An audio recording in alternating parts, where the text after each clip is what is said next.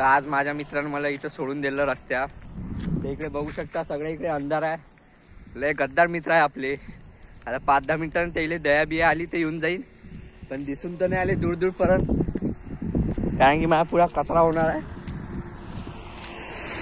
आता काय आमचे भांडणं झाली, थोडीशी वादिवाद झालता म्हणून, पण आता मी काहीच करू शकत नाही. कोणी लिफ्टही देऊन नाही आलं.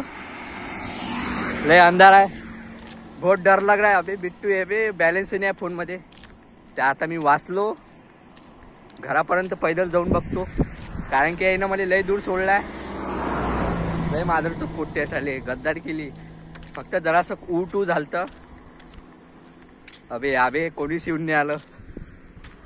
हे पहा सगळ्या इकडे अंधार आहे, मी अंधारात फसलो एकटा. बस एवढंच सांगायचं होतं. हा व्हिडिओ व्हायरल करून टाकजा बस. पाहू शकता तुम्ही. अबे घ्या बे, अबे तडपवू नका बे. अबे लय मोठी चुकी झाली बे जिंदगीत. ते पाहू शकता तुम्ही, आपले मित्र आले. लय बदमाश मित्र आहे रे बा हे. चल रे पुढे सरक. युरोला आहे तू सोबत. तर बस आता मी सुरक्षित घरी पोहोचू शकतो. आमचं थोडीशी तानातानी झालती, तर बस आता बिट्टू मला टाकून दिलं. पण आता तुम्हाला माहिती आहे मैत्री म्हणजे काय वस्तू असते. बरं झालं ना आतमध्ये वाचवलं, पण आमची भांडणं राहणार आहे.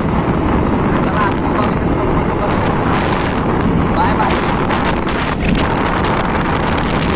मी म्हटलं तुम्हाला मित्रांवर लय विश्वास आहे आपल्याला. वापस येणार आहे ते आले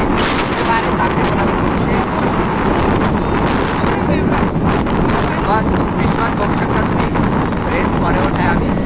बस एवढं सांगायचं होतं. काय करतात आम्ही आले बस. तर आजचा सुविचार आहे का पोरीच्या मागं लागू नये, आपलं आयुष्य बर्बाद करू नये. कारण की आमचे 4 मित्रांचे आयुष्य बर्बाद झाले आहे. त्यांचे नाव सांगितले तर हे पर्सनल होऊन दे, तर म्हणून सांगत नाही.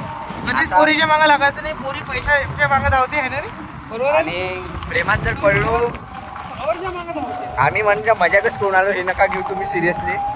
आम्ही आता जर प्रेमात जर पडले पोरं, तर तिथं कास्ट डिस्क्रिमिनेशन, रेसिझम लय येते.